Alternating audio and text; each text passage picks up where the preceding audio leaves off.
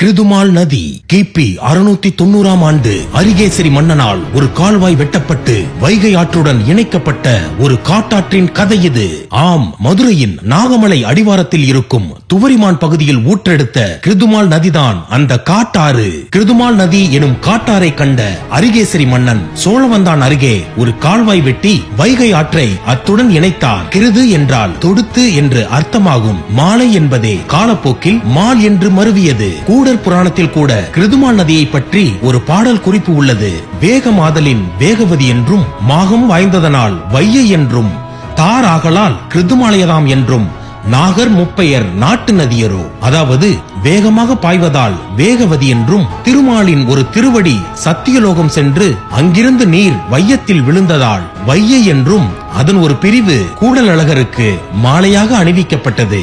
இந்த நதியின் நீர் மதுரை கூடலழகர் பெருமாள் கோவிலின் பெருமாள் பாத அபிஷேகத்திற்கு பயன்படுத்தப்பட்டது.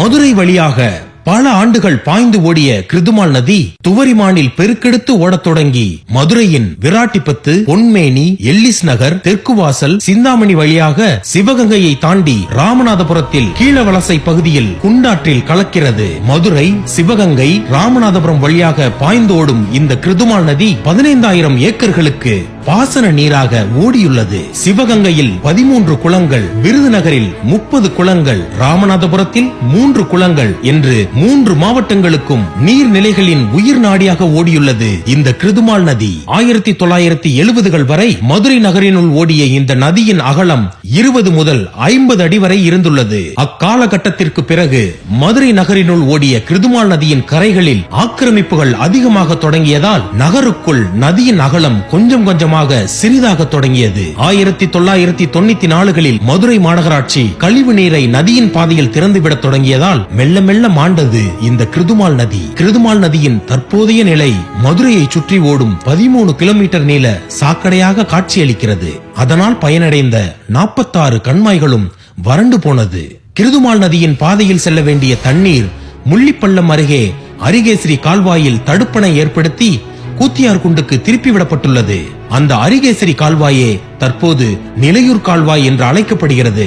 இன்றைய நிலையில் திருப்பி விடப்படும் தண்ணீர் கிருதுமால் நதியின் பாதையிலேயே சென்றால் சிவகங்கை, ராமநாதபுரம், மதுரை ஆகிய மாவட்டங்களுக்கு விவசாய பாசனத்திற்கு பெரும் பலனாக இருக்கும். இன்றளவும் தைப்பூசத்திற்கு சிந்தாமணியில் உள்ள கிருதுமால் நதியின் கரையில் அறுவடை திருவிழா கொண்டாடப்பட்டு வருகிறது. மதுரை மீனாட்சி அம்மனும் சொக்கநாதரும் ஊர்வலமாக வந்து மீனாட்சி அம்மனே அறுவடை செய்வதாக கருதப்படுகிறது. மதுரையில் இருக்கும் தற்போதைய தலைமுறையினரிடையே மிக குறைவான அளவே அறியப்பட்ட நதி இந்த அழிந்து போன கிருதுமால் நதி. வைகை நதி போன்று மற்றொரு நதியாக பாசனத்திற்கும் குளங்களுக்கும் உயிரூட்டிய இந்த கிருதுமால் நதியின் அழிவு இன்றைய தலைமுறையின் விவசாய வீழ்ச்சிக்கும் தண்ணீர் பஞ்சத்திற்கும் முன்னிற்கும் ஒரு சான்று. தண்ணீர் பஞ்சம் அதிகரித்து வரும் இன்றைய நிலையில் இந்த கிருதுமால் நதி உயிரோடு ஓடியிருந்தால் வைகை அணையையும் மழையையும் எதிர்பார்க்கும் மக்களுக்கு இந்த நதி குறைந்தபட்ச கருணையாவது காட்டியிருக்க கூடும். நீர்நிலைகளை பாதுகாப்பது என்றும் நம் தலைமுறையை காக்கும்.